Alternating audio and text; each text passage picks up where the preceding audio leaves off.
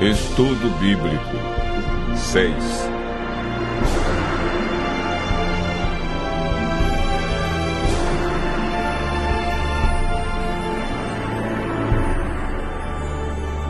Sinais da vinda de Cristo.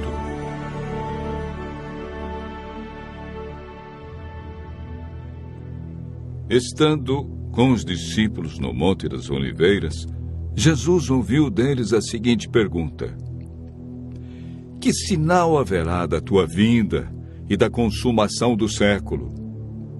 O mestre, então, enumerou vários sinais indicadores do seu retorno à terra.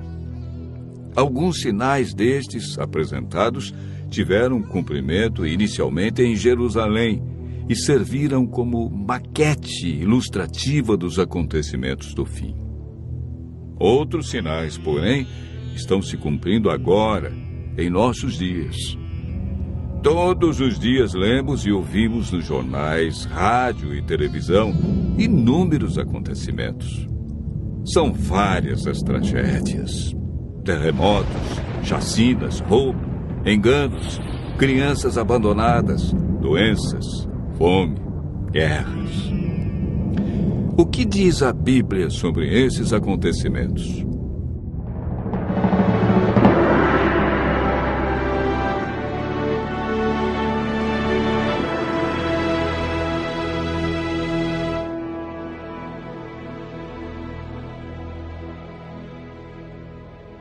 Vamos analisar os sinais que antecedem a sua volta em 3 partes.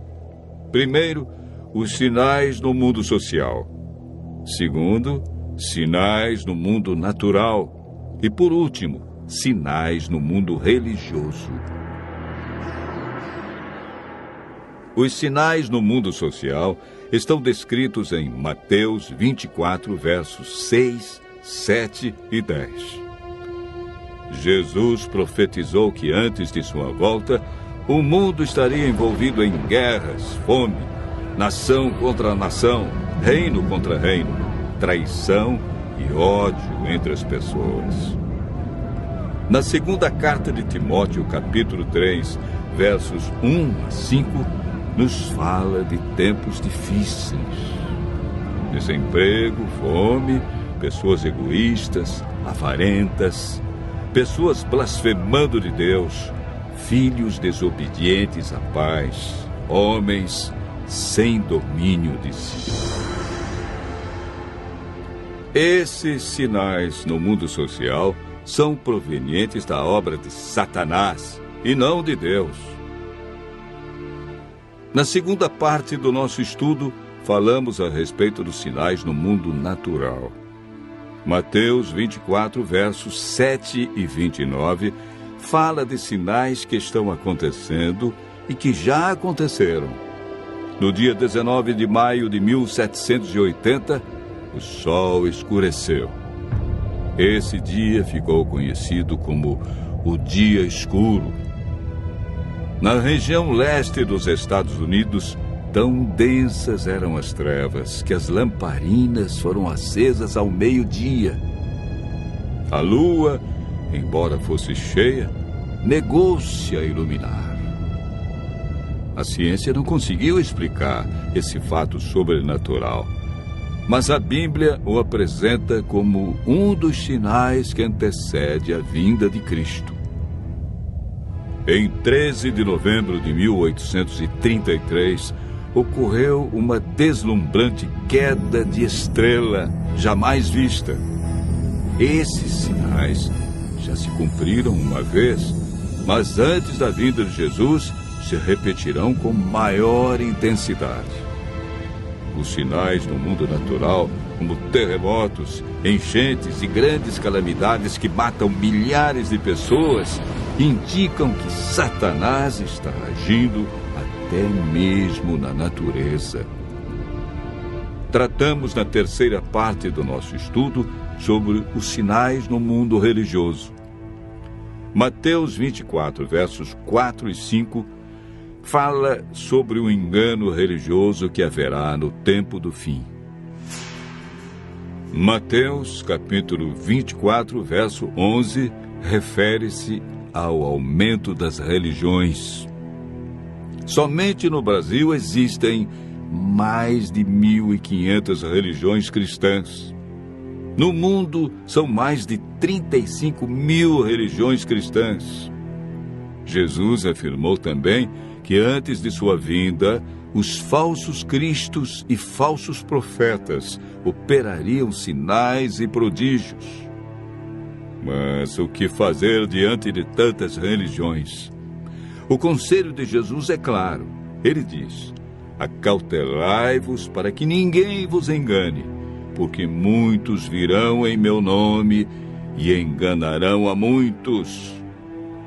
Segundo Pedro 2, versos 1 a 3, fala da atitude de líderes religiosos que são movidos pela ambição e acabam usando a religião, a Bíblia, milagres e o nome de Deus para explorar as pessoas que os procuram em busca de curas, sinais e prodígios. Outro sinal no mundo religioso é encontrado em Mateus 24, verso 14. Apresenta o sinal de Deus, que indica que o fim realmente chegou. Esse sinal é a pregação do Evangelho do Reino em todo o mundo. O apóstolo Paulo nos fala em Gálatas, capítulo 1, verso 6, de um outro evangelho que parece ser bíblico, mas não é. Esse evangelho é o falso evangelho de Satanás, pois este sabe que pouco tempo lhe resta e está empenhado em difundir os seus terríveis enganos. O que devemos fazer para não sermos enganados diante de tantas religiões? Em 1 João, capítulo 4, verso 1, encontramos a resposta. A Bíblia nos orienta a provar se os espíritos provêm de Deus ou não, ou seja, comparar.